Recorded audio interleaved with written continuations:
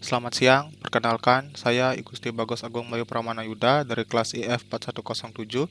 Di sini saya akan mempresentasikan hasil paper saya yang berjudul Studi Algoritma Klasifikasi Terbaik berbasis data Wishing untuk mendeteksi asma pada anak. Baik, seperti yang kita ketahui, asma merupakan salah satu masalah kesehatan masyarakat hampir di semua negara di dunia, di mana sebagian besar penderitanya adalah anak-anak sampai dewasa dengan derajat penyakit ringan maupun berat. Di Indonesia sendiri, berdasarkan riset kesehatan dasar atau Riskesdas tahun 2018, prevalensi asma berdasarkan diagnosis dokter yaitu pada umur 1-4 tahun sebesar 1,6% dan pada umur 5-14 tahun sebesar 1,9%. Dalam mendiagnosis asma pada anak usia 1-14 tahun atau anak prasekolah, sangat sulit untuk didiagnosis. Dalam hal ini, dokter biasanya harus melihat riwayat medis pada anak, tanda-tanda gejala yang ada, dan pemeriksaan secara fisik. Berdasarkan data informasi Kementerian Kesehatan RI, salah satu gejala yang ada pada penderita asma adalah wheezing, di mana wheezing merupakan salah satu gejala pernapasan yang biasanya terjadi pada anak-anak dewasa ini. Klasifikasi asma berdasarkan konsep machine learning sudah banyak dilakukan. Beberapa peneliti sudah melakukan klasifikasi asma dengan metode support vector matching, male frequency septal coefficient atau MFCC, metode Imperial Model Decomposite atau EMD, Artificial Neural Network, metode Assembly, metode Canary Snackboard, dan masih banyak lainnya.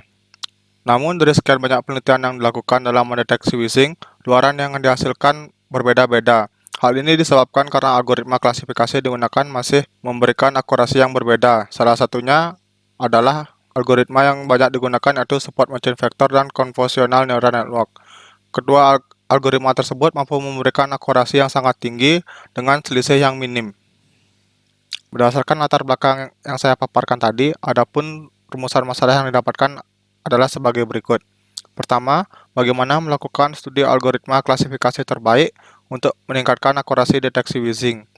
Kedua, bagaimana merancang sistem deteksi asma berbasis Android berdasarkan klasifikasi wheezing dengan algoritma terbaik. Tiga, bagaimana melakukan analisis performansi sistem yang dikembangkan terhadap algoritma klasifikasi terbaik. Adapun batasan masalah yang di sini adalah pertama, suara pernapasan yang dideteksi hanya suara pernapasan normal dan suara pernapasan yang terdapat wheezing.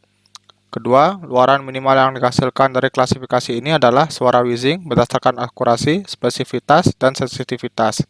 Ketiga, pengujian hanya digunakan pada data primer yang didapat dari rumah sakit dan direkam dengan menggunakan mikrofon handphone. Adapun tujuan yang dilakukan dalam penelitian ini adalah pertama, melakukan studi analisis algoritma klasifikasi terbaik untuk meningkatkan akurasi deteksi wheezing. Kedua, mengembangkan sistem Android berdasarkan algoritma klasifikasi terbaik. Ketiga, melakukan analisis performansi yang dikembangkan terhadap algoritma klasifikasi terbaik. Berikutnya, studi terkait. Studi terkait dilakukan dengan mereview paper yang berkaitan dengan penelitian yang dilakukan. Pertama, wheezing. Wheezing merupakan salah satu penanda gejala paru-paru yang dialami oleh setiap individu, baik orang tua, anak-anak, maupun penyedia layanan kesehatan.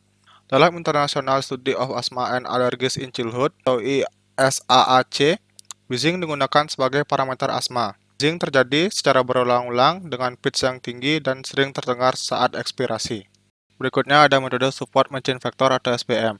Dahulu SPM digunakan dalam kasus linear classifier, namun setelah mengalami perkembangan, SPM dapat digunakan dalam kasus non-linear classifier. Tujuan dari SPM yang pertama adalah mencari optimizing hyperplane yang memaksimalkan margin data. Perhitungan hyperplane dapat dilakukan dengan cara W produk dari X ditambah B sama dengan 0. Tujuan berikutnya dari SPM adalah mencari hyperplane dengan maximize margin, dengan mencari koneksi antara margin dan weight. Berdasarkan rumus, M sama dengan 2 per norm dari W. Berikutnya ada metode short time Fourier transform. Short time Fourier transform adalah algoritma digital signal processing yang merupakan pengembangan dari algoritma Fourier transform. Short Fourier transform memiliki perhitungan berdasarkan fungsi window. Adapun perhitungan STFT adalah integral dari X tau dikali tau min T E pangkat 2 min F P F tau D tau. Metode berikutnya ada Convolutional Neural Network atau CNN. Convolutional Neural Network merupakan salah satu cabang dari Deep Learning yang digunakan dalam melakukan visual recognizing, dan CNN juga dapat digunakan dalam audio processing khususnya pada classification sound. Adapun arsitektur CNN adalah yang pertama convolutional layer, pooling layer, fully connect layer, dan rectified linear unit. Baik, kita bahas secara singkat apa itu convolutional layer.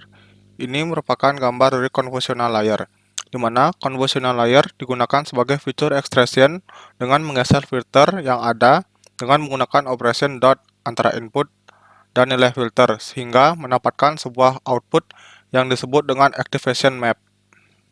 Berikutnya kita bahas mengenai pooling layer. Ini merupakan gambar pooling layer. Pooling layer adalah layer yang berfungsi untuk memperkecil ukuran dari feature map yang telah didapat pada convolutional layer dan meningkatkan invariansi posisi dari feature. Metode yang digunakan pada pooling layer di sini adalah max pooling, di mana dengan mencari nilai terbesar, dan average pooling dengan mencari nilai rata-rata dari feature map. Layer berikutnya adalah fully connected layer. Fungsi dari fully connected layer adalah melakukan transformasi dimensi data agar bisa dilakukan klasifikasi secara linear. Dalam fully connected layer terdapat beberapa layer di dalamnya, yaitu hidden layer, activation layer, output layer, dan loss function. Rectified linear unit merupakan salah satu fungsi aktivasi yang melakukan thresholding terhadap pixel input dengan nilai 0 dengan fungsi sebagai berikut. Fx sama dengan max dari 0,x. Berikutnya ada sensor suara. Sensor suara merupakan satu alat yang digunakan untuk mengubah gelombang suara menjadi gelombang listrik. Kerja dari sensor suara yaitu berdasarkan frekuensi suara mengenai membran sensor hingga menyebabkan pergerakan kumparan kecil yang terdapat dalam membran sensor. Ini merupakan gambar dari sensor suara. Bab 3 yaitu sistem yang dibangun. Sistem yang akan dibangun merupakan realisasi dari tujuan yang ada di bab 1. Adapun subbab di dalam sistem yang akan dibangun adalah pertama, rancangan sistem, dataset, data keluaran, dan metrik uji. Rancangan sistem yang pertama yaitu skema sistem klasifikasi. Pertama, pada sistem klasifikasi terdapat input data yang berupa data respirasi. Berdasarkan input data tersebut, kita lakukan denoising data, di mana denoising di sini bertujuan untuk memisahkan data dari noise, di mana noise itu seperti suara angin, suara keributan saat merekam data, ataupun suara lainnya. Setelah data bersih dari noise, kemudian dilakukan ekstraksi ciri. Ekstraksi ciri di sini digunakan metode SDFT, di mana untuk mendapatkan frekuensi data suara serta pengukuran frame sinyal. Hasil dari ekstraksi ciri di sini kemudian kita pisahkan menjadi data train dan data set. Data train dan data set kita klasifikasi dengan menggunakan metode CNN dan metode SPM.